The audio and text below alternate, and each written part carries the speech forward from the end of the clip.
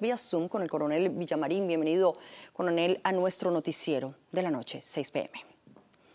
Buenas noches, Adriana. Muchas gracias por la invitación, como siempre. Claro que sí, coronel. Bajo su punto de vista, ¿qué está sucediendo en la sociedad de los Estados Unidos con el porte ilegal de armas y la violencia? Adriana, nos parece que esto es una crisis que ya hizo metástasis. Es un problema que parecería que se le salió de las manos a las autoridades porque no se le ha dado la solución apropiada. En tercera medida, se convirtió en un imán, un polo de atracción para que muchos jóvenes actúen de la misma manera porque o ven que que comete el acto termina muerto y ya no tiene ninguna responsabilidad.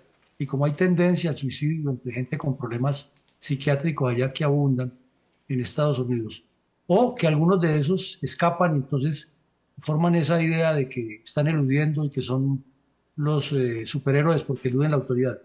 Y en cuarta medida, porque es que mientras no se resuelve ese problema de la doble moral, del comercio de armas y la legitimación que le dan los congresistas por los intereses que hay en financiación de campañas y otros aspectos, pues nos quedamos en las declaraciones del señor Biden, en este caso, diciendo que es necesario resolverlo, pero es que es el Congreso de Estados Unidos el que tiene que tomar la decisión y, como decimos coloquialmente en Latinoamérica, darse la pela.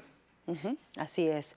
Coronel, ahora, ¿cuál es la inteligencia, por ejemplo, que el FBI o en su caso, que usted conoce, las Fuerzas Armadas utilizan para poder seguir el rastro, por ejemplo, a un tirador activo, a una persona peligrosa que está suelto o no han dado con su paradero? Pues sabemos que el FBI, y lo conocemos bien, cuando uno está en Estados Unidos se da cuenta que tienen unos sistemas bien avanzados de coordinación, ¿no? Por ejemplo, las listas que tienen los policías cuando detienen un vehículo y le piden la licencia de conducción o la identificación a quienes van en el vehículo, uno ve que se van hasta la patrulla y verifican antecedentes. Eso es porque tienen coordinado el sistema con Estados Unidos. Pero también tienen un montón de actividades que el FBI a nivel nacional alimenta las bases de datos permanentemente con la información que hay.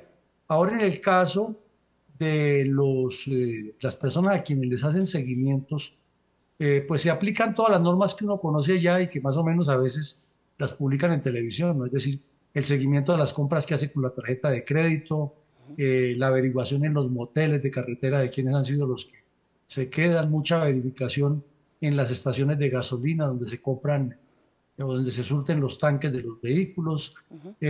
También se ha hecho compras, el número de la placa del vehículo y en las redes, o mejor, en los grupos delincuenciales que hay. El FBI por lo general intenta infiltrar lo que allá le llaman las gangas para obtener información de quién llega, de dónde viene, y van consiguiendo esa información para cotejarla. Claro. En su, toda la experiencia que usted ha tenido en su pasado, obviamente siendo parte, pues, coronel del ejército en Colombia, en este caso, por ejemplo, ¿qué recomendaciones usted le podría dar en caso de encontrarse una persona en medio de un tiroteo, Pues mire, Adriana, coronel? la verdad que en caso de los tiroteos es casi nula porque son intempestivos, son inesperados. Entonces, más bien le diríamos, como siempre se dice, es la prevención, ¿no? Las medidas preventivas antes de que esto ocurra. Entonces, por ejemplo, a los niños en las escuelas deberían hacerles, así como se hacen en muchas partes del mundo, los planes de emergencia por evacuación, por un siniestro, hacer ese ensayo. Es duro decirlo, pero tiene que hacer el ensayo. Claro. Si ocurre el tiroteo, ¿qué hace? De igual manera nos parece, conocemos allá el sistema de las escuelas públicas, que los estados y los condados tienen que tomar la decisión de colocar los controles con las cámaras para la detección de entrada de metales. Claro. Entonces ahí pasa por los rayos X la mochila que lleve la persona, porque usted estaba narrando el caso en Ohio que hoy encontraron a un estudiante que había ingresado un rifle. Sí, Entonces, exacto. si existe ese control de rayos X, se evitaría. Y lo mismo la educación permanente a la comunidad para que esté informando a las autoridades sobre potenciales personas que puedan cometer estos actos. Claro. ¿Y qué piensa usted del futuro con estas armas fantasmas? ¿Qué va a pasar con este tema que de todas maneras esto es un tema que casi que a las autoridades se les está saliendo de las manos o no lo esperaban?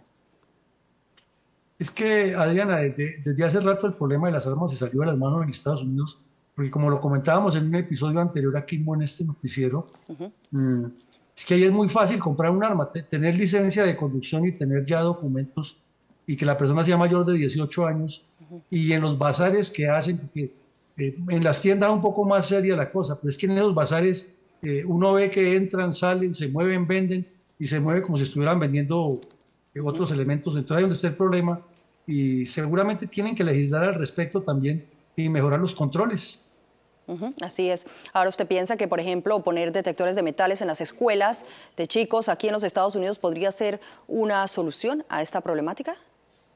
Sí, Adriana, pero se requiere que además haya ahí, como llaman allá, un security, ¿no? El tipo que está ahí parado, o una señora, y que a las niñas la mujer la requise y a los muchachos